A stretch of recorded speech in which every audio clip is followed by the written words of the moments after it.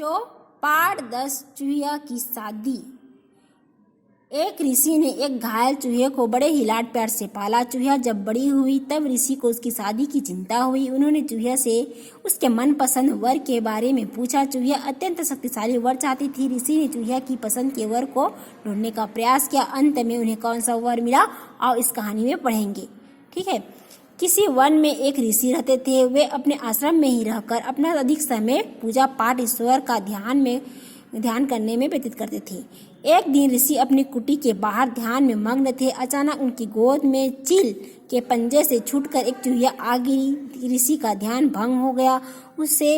उन्हें उस अधमरी चूहिया पर तरस आ गया। अधमरी मतलब घायल, मूर्छित। उन्होंने चूहिया का घाव धोया, उसे दूध पिलाया। चूहिया 4-6 दिन में बिल्कुल ठीक हो गई।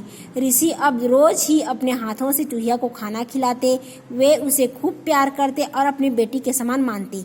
ऋषि के लाड प्यार से चूहिया खूब मोटी तगड़ी हो गई। चूहिया अब बड़ी हो गई थी। ऋषि को चूहिया के विवाह की चिंता हुई। उन्होंने उससे पूछा, बेटी तुझे कैसा वर पसंद है? चूहिया ने कहा, पिताजी मुझे ऐसा वर चाहिए जो अत्यंत शक्तिशाली हो। ऋषि ने सोचा, संसार में सूर्य से अधिक शक्तिशाली कोई नहीं है, अतः मुझे सूर्य के पास चलना चाहिए। ऋषि ने चूहिया को एक सुंदर युवती के रूप में बदल दिया। किसको बदल दिया? इस युवती मतलब स्त्री के रूप में किसको बदल दिया? चूहिया को। वे उसे लेकर सूर्यदेव के पास पहुंचे। सूर्य के पास पहुंचकर ऋषि ने उनसे कहा, ये चील है और क्या गिरती है? चूहिया। किसके गोद में गिरती है? ये ऋषि के। भगवान, यह मेरी पुत्री है। यह अपना विवाह एक ऐसे वर के साथ करना चाहती है जो अत्यंत शक्तिशाली हो। संसार में आपके समान शक्तिशाली कोई और नहीं है, अतः आप ये स्वीकार कीजिए। सूर्य भगवान ने ध्यान लगाकर यह जान लिया कि ऋषि उनसे अपनी बेटी बता रहे हैं। वह तो एक चूहिया है, लेकिन वे ऋषि से स्पष्ट भी इनकार नहीं कर सकते थे। इसीलिए उन्होंने बात बनाकर कहा, ऋषिवर, आपका यह कहना ठीक नहीं है कि मैं संसार में सबसे शक्तिशाली हूँ। मुझसे अधिक शक्तिशाली तो बादल है, जो जब चाहता है मेरा प्रकाश रोक लेता है। और अब आप कृपया उसी के पास जाइए। मतलब वो अंतर ध्यान करके जान गया सूर्यदेव कि जो स्त्री मेरे सामने है वो तो एक चूहिया है। बात ऋषि की समझ में आ गई। वह चूहिया को लेकर बादल के पास पहुंचे। बादल से भी उन्होंने वही कहा जो सूर्यदेव से कहा था। बादल ने भी ध्यान लगाया। उसे भी ज्ञात हो गया कि ऋषि चूहिया के साथ मेरा विवाह करना चाहते हैं। उनसे थोड़ा विचार कर कहा, महात्मन, आपने मुझे सर्वशक्तिमान समझा, इसके लिए धन्यवाद, परंतु मैं सर्वशक्तिमान नहीं हूँ। मुझसे अधिक तो शक्तिशाली पर्वतराज हिमालय हैं, जो आसानी से मेरा मार्ग रोक लेते हैं। आप कृपया उन्हीं के पास जाइए। अब ऋषि पर्वतराज हिमालय के पास पहुंचे।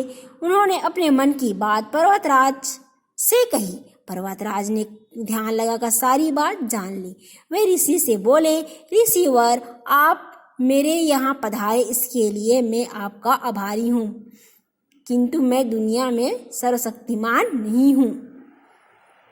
आभारी मतलब उपकार मानने वाला। ठीक है, मतलब उनके शक्तिमान नहीं हूँ। मुझसे अधिक शक्तिमान तो चूहे हैं, जो मेरे अंदर अपने रहने के लिए बिल बना लेते हैं। आप उन्हीं के पास जाइए। ऋषि अपने आश्रम में लौट आए। अच्छा मुहूर्त देखकर ऋषि ने अपने आश्रम में ही रहने वाले एक मोटे तगड़े चूहे से चूहिया का विवाह कर दिया। अंत में चूहिया का विवाह किससे हो गया? चूहा से हो गया। ठीक है।